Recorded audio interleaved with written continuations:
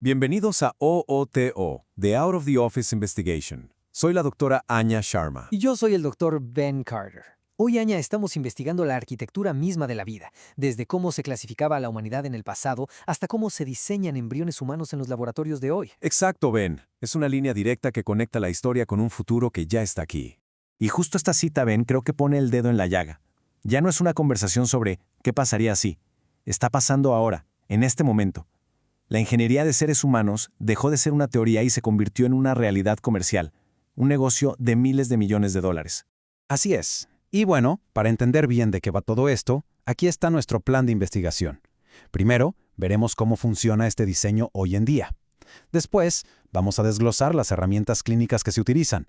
Luego, rastrearemos las raíces históricas de estas ideas y finalmente, pues, nos enfrentaremos a las enormes preguntas éticas que todo esto plantea para nuestro futuro.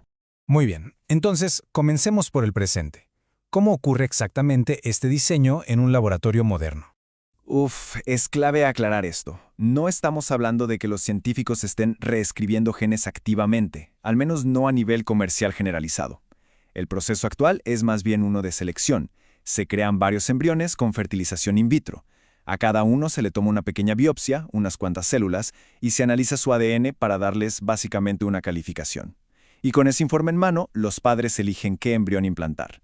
Es un proceso que algunos llaman la clasificación impía. Es calificar y ordenar la vida potencial antes de que siquiera comience. Y para entender bien cómo se hace esa selección, Anya, hay que clavarse en los detalles técnicos. Toda esta industria depende de unas pruebas conocidas como PGT. ¿Qué te parece si empezamos con la más común, la PGT-A? Claro, la PGT-A busca errores a gran escala. O sea, si a un embrión le sobra o le falta un cromosoma completo. Esta condición, la aneuploidía, es una de las principales causas de pérdida del embarazo. Y como el riesgo aumenta con la edad, es una prueba que se suele recomendar a mujeres de más de 35 años. Básicamente, busca encontrar el embrión con más probabilidades de llegar a término.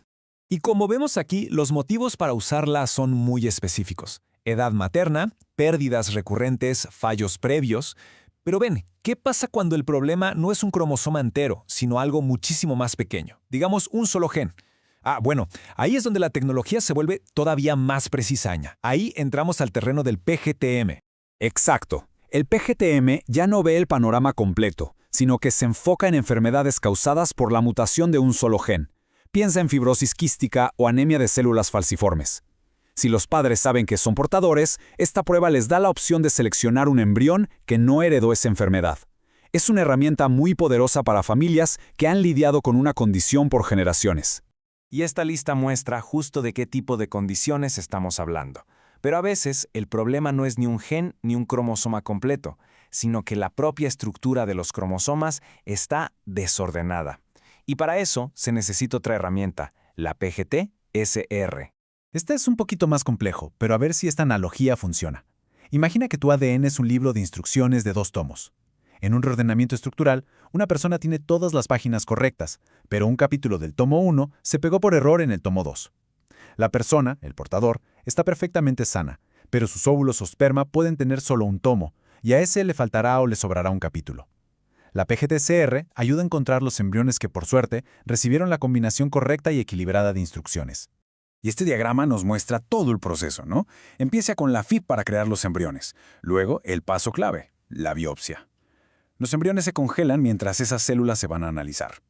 Y solo cuando llegan los resultados, se elige un embrión apto para la transferencia. Es un proceso largo, muy técnico, y para cuando los padres deciden, los embriones ya son entidades biológicas esperando un veredicto basado en datos.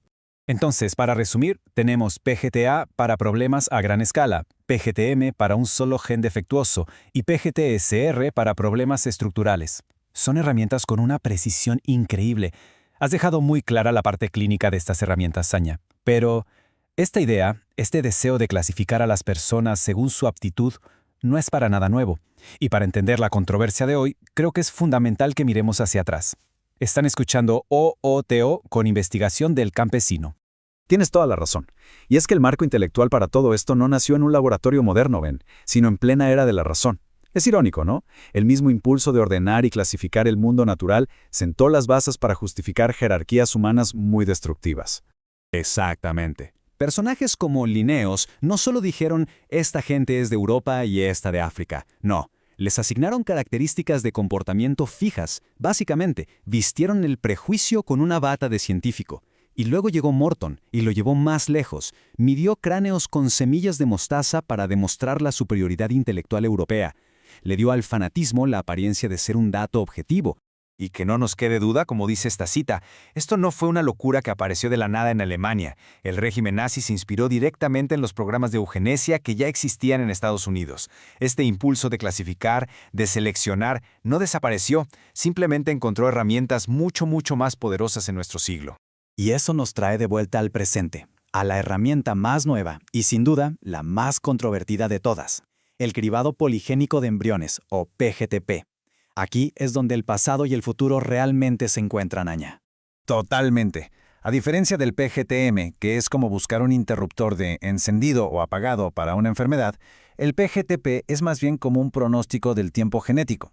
No te dice si algo va a pasar con certeza, sino que calcula la probabilidad basándose en miles de pequeños factores.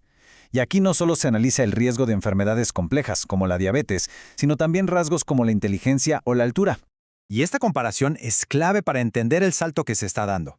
El PGTM es diagnóstico, te da un sí o un no, es medicina preventiva, pero el PGTP es probabilístico, suma miles de pequeñas influencias genéticas para darte un puntaje, una estimación. Es un cambio sutil pero gigantesco. Pasamos de prevenir enfermedades a optimizar probabilidades. Y esto es lo que ven los padres, un reporte que califica a sus embriones no solo por riesgo de enfermedades, sino por su potencial de coeficiente intelectual o de altura. Es la craniometría de Morton del siglo XXI, ven. Pero en lugar de semillas de mostaza, se usan secuenciadores de ADM. La lógica de fondo, la de jerarquizar seres humanos, es inquietantemente parecida. Y no creamos que es algo marginal. Ya en 2020, esta tecnología estaba disponible en más de 150 clínicas por todo el mundo. Esto ya no es un debate teórico. Nos obliga a confrontar preguntas muy profundas sobre lo que significa ser humano y hacia dónde vamos. Es que, en el fondo, Aña, esta tecnología cambia nuestra perspectiva fundamental de la vida. Pasamos de ver la concepción como un misterio a verla como un problema de ingeniería que se puede resolver. Y esa es la verdadera división filosófica que estamos presenciando. Esta tabla lo resume muy bien. Son dos formas totalmente opuestas de ver el mundo. Por un lado, la vida como un diseño sagrado, el ADN como una herencia inviolable. Por el otro, la vida como código que se puede programar, el ADN como un simple disco duro. Y esta segunda visión es la que motivaba a figuras como Jeffrey Epstein. Su plan de sembrar la raza humana con su ADN era en esencia el viejo sueño eugenésico con un barniz de tecnología moderna. Es la búsqueda del control absoluto. La idea de que ya no estamos hechos a imagen de algo superior, imago Dei, sino a imagen del hombre, imago Homo, diseñados por nosotros, para nuestros propósitos. Lo que nos lleva a la pregunta final, Ben. Si seguimos por este camino, ¿a dónde vamos? ¿Cuáles son las consecuencias reales? Están escuchando OOTO con investigación de El Campesino. Bueno, las fuentes que hemos investigado para OOTO apuntan a 3 peligros principales, y todos nos recuerdan a los peores capítulos del movimiento genésico histórico. Los riesgos son enormes. Sí, primero, al seleccionar en contra de lo que consideramos indeseable, podríamos estar eliminando sin querer la diversidad genética que nos protege como especie. Segundo, creamos una nueva división social, una brecha biológica entre los diseñados y los naturales. Y tercero, nos mete de lleno en la cuestión de la propiedad. Si una empresa ayuda a diseñar tu código genético, ¿a quién le pertenece? ¿Eres dueño de ti mismo por completo? Y esa es la pregunta del millón, Anya. Si tu código genético, la base de quién eres, está influenciado por un algoritmo y potencialmente cubierto por una patente, ¿sigues siendo un individuo soberano? ¿O te conviertes, aunque sea en parte, en un producto? Es una pregunta que va directo al corazón de lo que significa ser libre. Esta frase final es muy potente.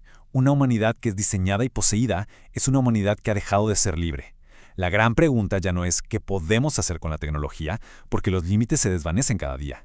La pregunta es qué deberíamos hacer. Exacto, la decisión que tomemos como sociedad definirá no solo el futuro de cómo nacemos, sino la naturaleza misma de la libertad humana. La pregunta que tenemos que hacernos es, en esta búsqueda del control total sobre nuestra biología, ¿estamos construyendo un futuro mejor o solo una jaula más sofisticada?